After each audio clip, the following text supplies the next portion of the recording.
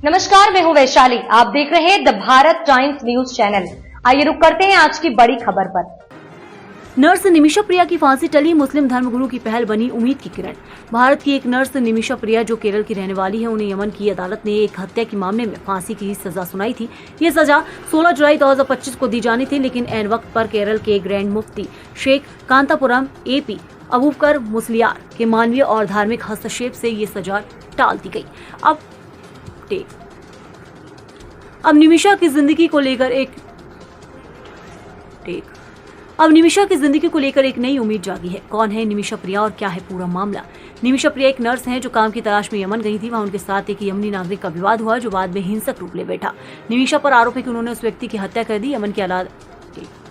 Yemen की अदालत ने उन्हें इस जुर्म में सजाए मौत सुनाई। वहीं चूंकि यमन में शरीयत कानून लागू है, इसलिए ये मामला बहुत संवेदनशील बन गया।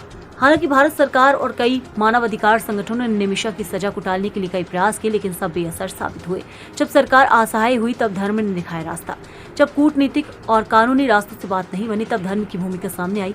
केरल के मशहूर ग्रैंड मुफ्ती शेख कांतापुरम AP अबूबकर मुस्लियार ने इस मामले में हस्तक्षेप किया। उन्होंने इस्लामी शरीयत कानून के उस प्रावधान का हवाला दिया जिसके अनुसार पीड़ित परिवार चाहे तो दोषी को माफ कर सकता है और फांसी से राहत दी जा सकती है।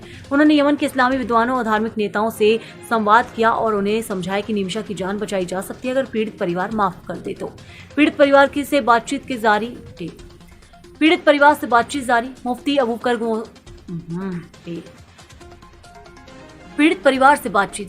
मुफ्ती अबूबकर मुस्लियार ने यमन की पीड़ित परिवार से बातचीत शुरू करवाई है। खबरों के मुताबिक पैसे और माफी दोनों इस प्रक्रिया का हिस्सा हो सकते हैं। शरीयत के तहत पीड़ित परिवार को दिया यानी रक्त मूल्य देने का भी विकल्प मौजूद है। अभी बातचीत एक संवेदनशील मोड़ पर है जहां निमिषा की जिंदगी पूरी तरह से पीड़ित परिवार की माफीनामा पर टिकी हुई है। अगर वे माफ कर देते हैं तो फांसी टाली जा सकती है और उसे जेल की सजा में तब्दील किया जा सकता है या रिहाई भी मिल सकती है। सामाजिक और धार्मिक संगठनों के बीच सक्रिय भूमिका। केरल के कई सामाजिक संगठनों और मानवाधिकार कार्यकर्ताओं ने इस पहल का समर्थन किया है। निमिषा की मां भी इस पूरी प्रक्रिया में बहुत सक्रिय रही हैं। उन्होंने कई बार भारत सरकार और विदेश मंत्रालय से मदद की गुहार लगाई थी।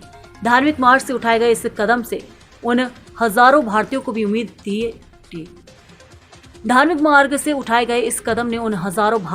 उम्मीद दी है जो गल्फ देशों में काम करते हैं और कई बार कानूनी पछड़ों में फंस जाते हैं। PM और विदेश मंत्रालय की प्रतिक्रिया। इस बीच भारत सरकार के विदेश मंत्रालय ने भी यमन में भारतीय दूतावास के जरिए स्थिति पर नजर बनाए रखी। हालांकि इस बार सरकारी प्रयासों से ज्यादा धार्मिक मध्यस्थता ज्यादा प्रभावशाली रही। प्रधानमंत्री कार्यालय की ओर से भी ये संकेत मिला है कि सरकार इस मामले में मानवीय दृष्टिकोण अपनाने की उम्मीद कर रही है और मुफ्ती के प्रयासों का सम्मान किया गया है।